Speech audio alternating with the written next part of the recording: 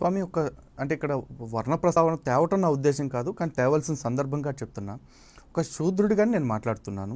ఈరోజు మనుధర్మశాస్త్రము లేదంటే కులాలు కుల వ్యవస్థ అనగానే చాలామంది నేను చూసిన వాళ్ళలోనే బ్రాహ్మణ పెద్దలే భుజాలు తడుముకొని అవునండి అప్పుడెప్పుడో జరిగింది దాన్ని మార్చుకోవాలి, లేకపోతే ఏదో పాతకాలంలో జరిగింది దాన్ని వదిలేయండి, ఇప్పుడు మళ్ళీ ఏదో చేద్దామని చెప్పి చాలా డిఫెన్సివ్ మోడ్లో మాట్లాడుతూ ఉన్నారు. నాకు పర్సనల్గా నా ఒపీనియన్ ఏంటంటే, నేను ఆ రోజు నీ కుల వివక్ష ఏం జరిగిందో నేను చూడలేదు, బట్ ఈరోజు నేను ప్రత్యక్షంగా చూస్తున్న కుల వివక్ష అనేది బ్రాహ్మణులను కుల వివక్షకు ఎక్కువగా గురి చేస్తున్నారేమో అని నాకు అనిపిస్తుంది. ఎందుకంటే ఎందుకు పనికిరాని సోంబేరిగాళ్ళు కూడా చాలామంది బాపనోళ్ళు బాపనీచులు పిలకల కోసం పంచలు ఓడదీస్తామని చెప్పేసి ఓరంగి డైలాగులు వేస్తూ ఉన్నారు. ఇది చాలదన్నట్టు ఈ సినిమా అనేది అంగాంగ ప్రదర్శన చేసి డబ్బులు అడుక్కునే బ్యాచ్ కూడా మనోభావాల్ని తాకట్టు పెడుతూ అందులో కూడా మరీ ఎక్కువగా బ్రాహ్మణ సామాజిక వర్గం వాళ్ళనే తక్కువ చేసి మాట్లాడుతూ చాలా చేస్తూ ఉన్నారు. అండ్ హిందూ సమాజంలో కూడా ఎలా అయిపోయిందంటే, చాగంటి కోటేశ్వరరావు గారు ఎప్పుడో యథాలాపంగా వచ్చిన ఒక మాటను పట్టుకుని మా కులాన్ని అనేశారు అని చెప్పేసి ఆయన దగ్గరికి వెళ్ళి అంత గొడవ చేశారు. మరి సాక్షాత్తు బ్రాహ్మణుల్ని కులం పేరు పెట్టి లేకపోతే పేరు చివరిన శర్మ శాస్త్రి అని తోకలు పెట్టి కామెడీలు చేస్తూ ఉంటే మీకు ఎప్పుడు వివక్షకు గురవుతున్నామని మీకు అనిపించట్లేదా? అంటే మీకు చూసి ఎప్పుడు పౌరుషం అనిపించట్లేదా? నేను ఇందాకే చెప్పాను కదా, కలియుగ ధర్మంలో ఏది అవమానించటం వల్ల ఈ ధర్మం కలి యొక్క ప్రభావం పెరుగుతుందో అవన్నీ సుస్పష్టంగా కనిపిస్తున్నాయి.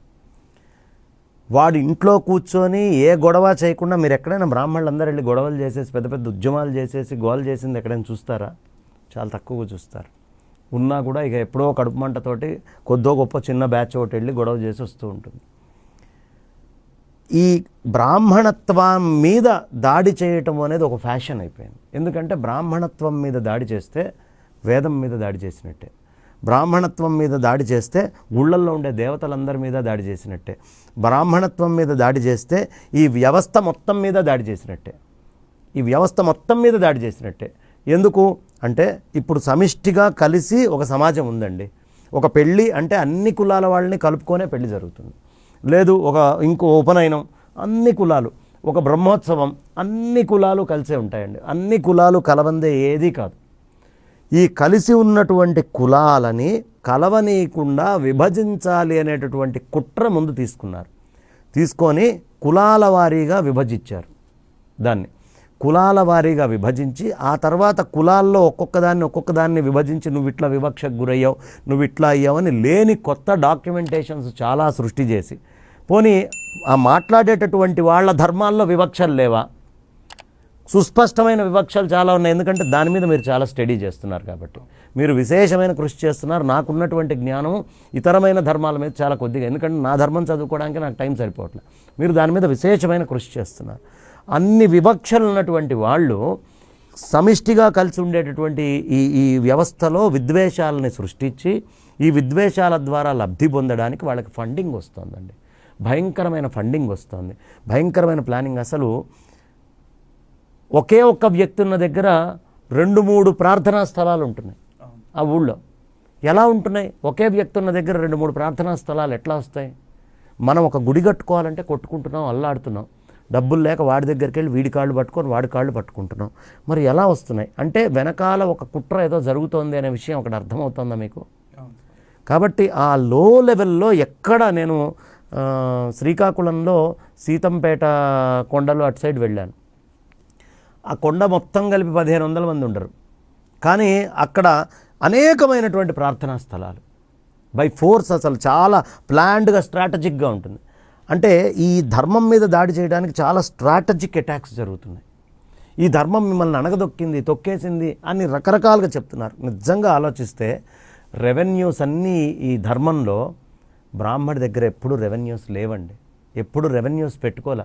ఒక గుడి కట్టాలి, స్కిల్స్ కావాలి, రాళ్ళు కొట్టాలి, లేదు బండి చక్రాలు తయారు చేయాలి, లేదు చేపల్ని పట్టాలి, లేదు ఇంకొక కళ్ళు తీయాలి, అంటే మొత్తం ఆల్కహాల్ రిలేటెడ్ ఇండస్ట్రీ, ఒక అత్తర్లకు సంబంధించినటువంటి ఇండస్ట్రీ, లేదు ఒక బట్టల్ని నేసేటటువంటి ఇండస్ట్రీ, ఆల్ ఇంజనీరింగ్ స్కిల్స్ బ్రాహ్మణులు పెట్టుకోలేదండి. అసలు ఎక్కడ ఇంజనీరింగ్ స్కిల్స్ కానీ రెవెన్యూస్ డబ్బులు మేక్ చేసుకునేది కానీ బ్రాహ్మణుల దగ్గర లేదు. ఇంకొక గొప్ప విషయం చెప్తాను. స్వాతంత్ర్యానికి అంటే బ్రిటిష్ వాడు మన దగ్గరికి రాకముందు మన పర్ క్యాపిటల్ ఇన్కమ్ ఎంత తెలుసా అండి? 1730స్కి 30%, 25 నుంచి 35% జీడిపి ఉంది. దాని అర్థం ఏంటి? భారతదేశంలో మ్యాక్సిమం కులాలు అందరూ రిచ్చే, లేకపోతే అంత జీడిపి ఉండే అవకాశం లేదు. ఆ జీడిపిని బ్రిటిషర్స్ వచ్చిన తర్వాత వాళ్ళు వెళ్ళేటప్పుడు 1%కి చేశారు. ఇప్పుడు 1% జీడిపి వచ్చినటువంటిది బ్రిటిషర్స్ రావడం వల్లే కదా. మరి 25 to 30% జీడిపి ఎప్పుడు వస్తుంది? అన్ని కులాలు కలిస్తే జీడిపి వస్తుందా? బ్రాహ్మడు ఒక్కడే ముందర కూర్చొని దోచుకుంటే జీడిపి వస్తుందా? రాదు కదా.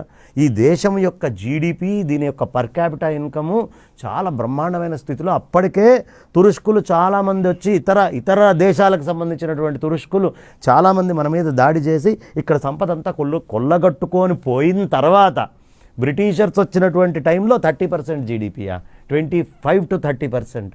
అర్థం చేసుకోండి. రత్నగర్భలో మన దగ్గర తయారు చేసేటటువంటి పడవల టెక్నాలజీ కానీ, మన దగ్గర ఏ టెక్నాలజీస్ లేవండి. కన్స్ట్రక్షన్ టెక్నాలజీస్ కానీ, లేదు బట్టలకు సంబంధించిన టెక్నాలజీ కానీ, ప్రొడక్షన్లో కానీ మనం తిన్నన్ని రకాలు, మనం తినేటటువంటి వంటలు ప్రపంచంలో ఎవరికి తెలియదు.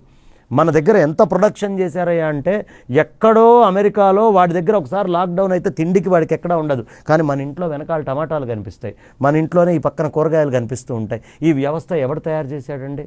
సనాతనమైన భారతీయ వ్యవస్థ కాదా ఇది? బట్టల గురించి మనం కంగారు పడక్కర్లా, పక్కనే నేస్తారు. ఎంత మూసేసినా కూడా మనకు చుట్టుపక్కలే ప్రొడక్షన్స్ ఉండేవి, ఏ ఊరికి ఆ ఊరు ప్రొడక్షన్స్ ఉండేవండి. అలాంటి వ్యవస్థని పూర్తిగా చాలా దారుణంగా బ్రాహ్మణుల మీద దాడి చేసి ఇది మనుధర్మశాస్త్రం అని, మనుధర్మశాస్త్రం ఇట్లా చెప్పిందని. ఒకవేళ మనుధర్మశాస్త్రమే అయితే మనుధర్మశాస్త్రం పాటించేంతకాలం 1750 దాకా ఇప్పుడు ఖచ్చితంగా 30% జీడిపి ఉంది. మరి వాళ్ళ ఆ జీడిపి ఎందుకుంది? ఆ ధర్మశాస్త్రాన్ని వాళ్ళ పడగొట్టి నువ్వు సాధించిన జీడిపి ఎంత? కాబట్టి ఆ ధర్మశాస్త్రంలో దోషం లేదండి. దోషం ఎక్కడైనా ఉంటే మన లోపల దోషం ఉంది. మనలో విచ్ఛిన్నం చేయడానికి బయట నుంచి స్పాన్సర్ చేస్తున్నటువంటి వాళ్ళ నుంచి దోషం ఉంది తప్ప ఇక్కడ దోషం ఏదీ లేదు.